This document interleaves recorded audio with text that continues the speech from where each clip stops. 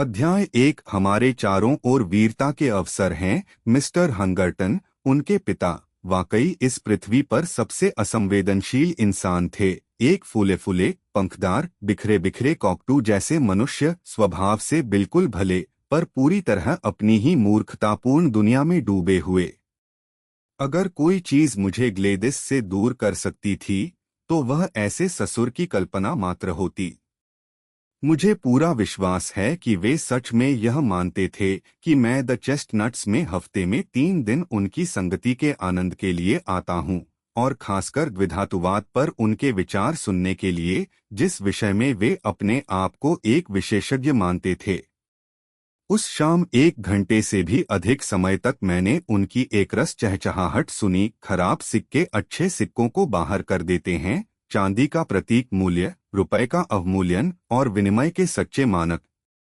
मान लीजिए, वे कमजोर आवेश में बोले कि दुनिया के सारे कर्ज एक साथ वसूल किए जाएं और तत्काल भुगतान की मांग हो, तो हमारी मौजूदा परिस्थितियों में क्या होगा। मैंने स्वाभाविक उत्तर दिया कि मैं तो बर्बाद हो जाऊंगा, जिस पर वे अपनी कुर्सी से उछल पड़े। मेरी सहज लापरवाही के लिए मुझे डांटा, जिसके कारण उनके लिए मेरी उपस्थिति में किसी भी सभ्य विषय पर चर्चा करना असंभव हो जाता है, और एक मेसोनिक बैठक के लिए कपड़े पहनने हेतु कमरे से बाहर निकल गए।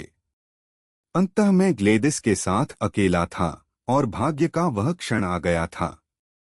उस पूरी शाम मैं उस सैनिक जैसा महसूस करता रहा था जो उस संकेत की प्रतीक्षा करता है जो उसे एक निराशाजनक उम्मीद पर आगे भेजेगा। जीत की आशा और अस्वीकृति का भय बारी बारी से उसके मन में उठते हैं। वह लाल पर्दे की पृष्ठभूमि में अपनी गर्वीली, नाजुक प्रोफाइल के साथ बैठी थी।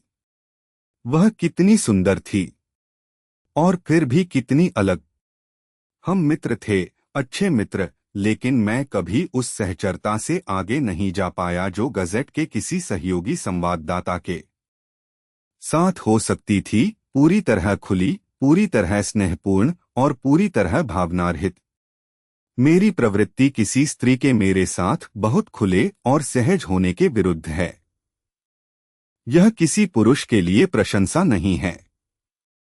जहां वास्तविक प्रेम भावना जन्म लेती है, वहां संकोच और अविश्वास उसके साथी होते हैं। पुराने दुष्ट दिनों की विरासत, जब प्रेम और हिंसा अक्सर साथ चलते थे। झुका हुआ सिर, फिरी हुई नजर, कांपती आवाज, सिकुड़ी हुई देह, ये न कि निडर दृष्टि और खुला जवाब, जुनून के सच्चे संकेत हैं। अपने छोटे से जीवन में भी मैंने इतना तो सीख लिया था, या उस नस्ली स्मृति में पाया था जिसे हम सहज ज्ञान कहते हैं। ग्लेडिस हर स्त्रियोचित गुण से भरपूर थी। कुछ लोग उसे ठंडी और कठोर समझते थे, लेकिन ऐसा विचार विश्वासघात था।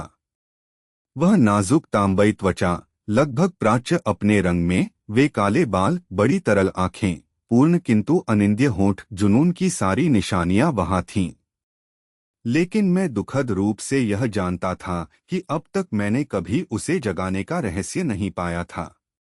बहरहाल, जो भी हो, मुझे आज रात इस अनिश्चितता का अंत करके मामले को सुलझाना ही था। वह मुझे अस्वीकार कर सकती थी, और एक अस्वीकृत प्रेमी होना एक स्वीकृत भाई होने से बेहतर था।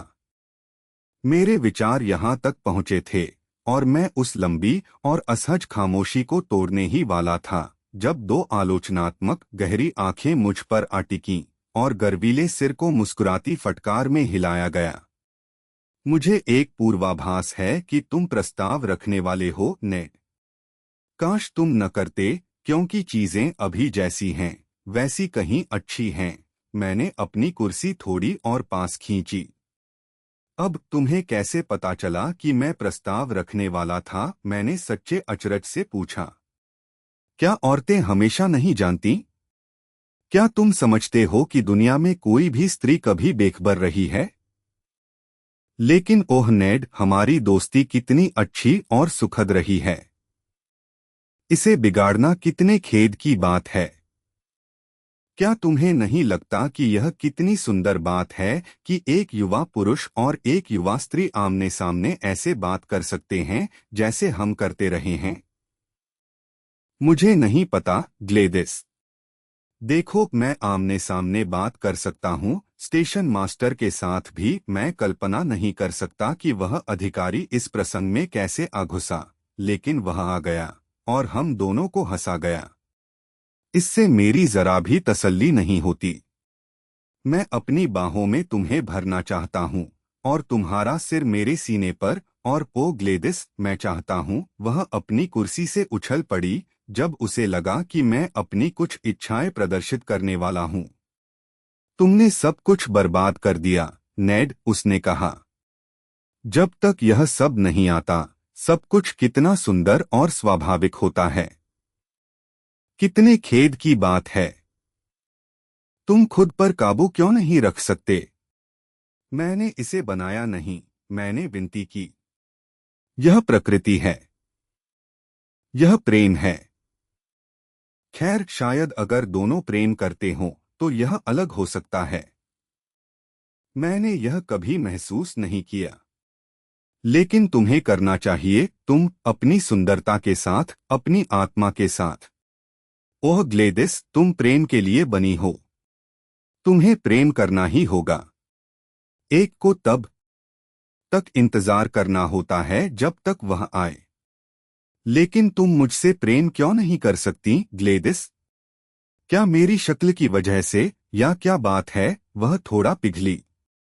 उसने एक हाथ आगे बढ़ाया, कितना कृपालु, झुकता हुआ भाव था, और उसने मेरा सिर पीछे दबाया।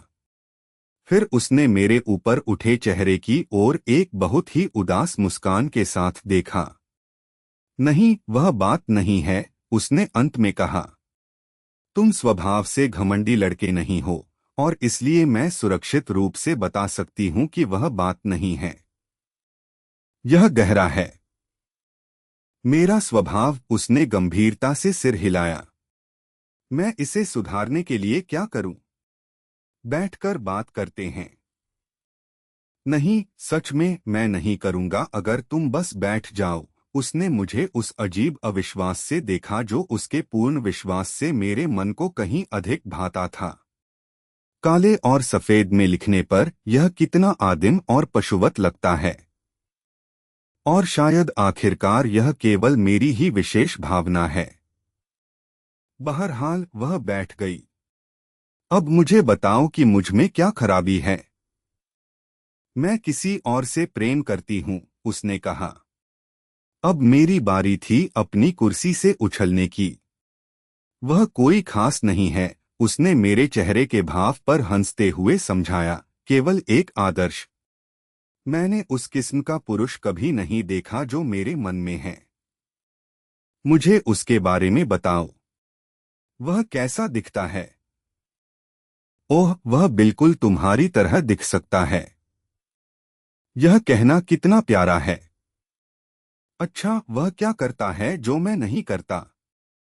बस एक शब्द कहो, शराब न पीने वाला, शाकाहारी, गुब्बारेबाज, ईश्वरज्ञानी, अतिमानव। ग्लेडिस, मैं कोशिश करूंगा। अगर तुम बस मुझे एक इशारा दे दो कि तुम्हें क्या पसंद आएगा। वह मेरे स्वभाव की लचीलेपन पर हंसी। खैर, पहली बात तो यह है, मुझे नहीं लगता कि मेरा आदर्श ऐसे बोलता, उसने कहा। वह एक कठोर, दृढ़ पुरुष होता, किसी मूर्ख लड़की की सनक के अनुसार खुद को ढालने के लिए इतना तत्पर नहीं। लेकिन सबसे बढ़कर वह एक ऐसा पुरुष होना चाहिए जो कर सके, जो काम कर सके, जो मृत्यु के चेहरे में देख सके और उससे न डरे, महान कार्यों और विचित्र अनुभवों वाला पुरुष। यह कभी कोई पुरुष नहीं होता जिससे मैं प्रेम करती, बल्कि हमेशा वे यश जो उसने जीते हों, क्योंकि वे मुझ पर भी प्रतिबिंबित होते। रिचर्ड बर्टन के बारे में सोचो। जब मैंने उनकी पत्नी के द्वारा लिखी उनकी जीवनी पढ़ी तो मैं उनके प्रेम को इतनी अच्छी तरह समझ सकी। और लेडी स्टैनले, क्या तुमने उस किताब का वह अद्भुत अंतिम अध्याय पढ़ा जो उनके पति के बारे में है? ये उस किस्म के पुरुष हैं जिनकी एक स्त्री अपनी पूरी आत्मा से पूजा कर सके और फिर भी प्रेम के कारण कम नहीं, बल्कि महान हो जाए। सारी दुनिया द्वारा महान कार्यों की प्रेरणा के रूप में सम्मानित, वह अपने उत्साह में इतनी सुंदर लग रही थी कि मैंने बातचीत का पूरा स्तर लगभग गिरा ही दिया। मैंने खुद को कसकर थामा और बहस जारी रखी। हम सब स्टैनले और बर्टन नहीं हो सकते, मैंने कहा। इसके अलावा हमें मौका नहीं मिलता, कम से कम मुझे तो कभी नहीं मिला। अगर मिलता तो मैं इसे लेने की कोशिश करता। लेकिन मौके तुम्हारे चारों ओर हैं। उस किस्म के पुरुष की पहचान ही यही है कि वह अपने मौके खुद बनाता है।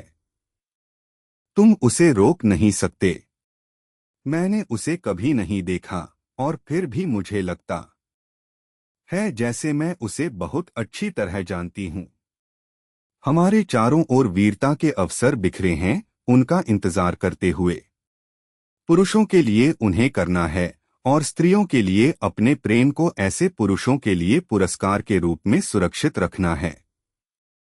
उस युवा फ्रांसीसी के बारे में सोचो जो पिछले सप्ताह एक गुब्बारे में गया। तूफान चल रहा था, लेकिन चूंकि उसने जाने की घोषणा की थी इसलिए उसने उड़ान भरने पर जोर दिया। हवा ने उसे 24 घंटों में 1500 मील उड़ा दिया और वह रशिया के बीचों बीच गिरा। वही मेरे मन का पुरुष है। उस स्त्री के बारे में सोचो जिससे वह प्यार करता था और दूसरी स्त्रियां उससे कितनी ईर्ष्या करती होंगी। यही मैं बनना चाहूंगी, अपने पुरुष के लिए ईर्ष्या का पात्र। मैं तुम्हें खुश करने के लिए यह करता, लेकिन तुम्हें इसे केवल मुझे खुश करने के लिए नहीं करना चाहिए। तुम्हें इसे इसलिए करना चाहिए क्योंकि तुम खुद को रोक नहीं सकते, क्योंकि यह तुम्हारे स्वभाव में है, क्योंकि तुम्हारे अंदर का पुरुष वीरतापूर्ण अभिव्यक्ति के लिए पुकार रहा है। अब जब तुमने पिछले महीने विगन की कोयला खान विस्फोट का वर्णन किया, क्या तुम नीचे जाकर उन लोगों की मदद नहीं कर सकते थे, विषाक्त गैस के बावजूद? मैंने किया। तुमने कभी नहीं बताया। इसमें बढ़ा चढ़ाकर बात करने लायक कुछ नहीं था। मुझे नहीं पता था, उसने मुझे थोड़ी अधिक रुचि से देखा। यह तुम्हारी बहादुरी थी। मुझे करना पड़ा। अगर तुम अच्छी रिपोर्ट लिखना चाहते हो तो तुम्हें घटनास्थल पर होना पड़ता है। कितना गद्यात्मक कारण! इसमें से सारा रोमांच निकाल देता है।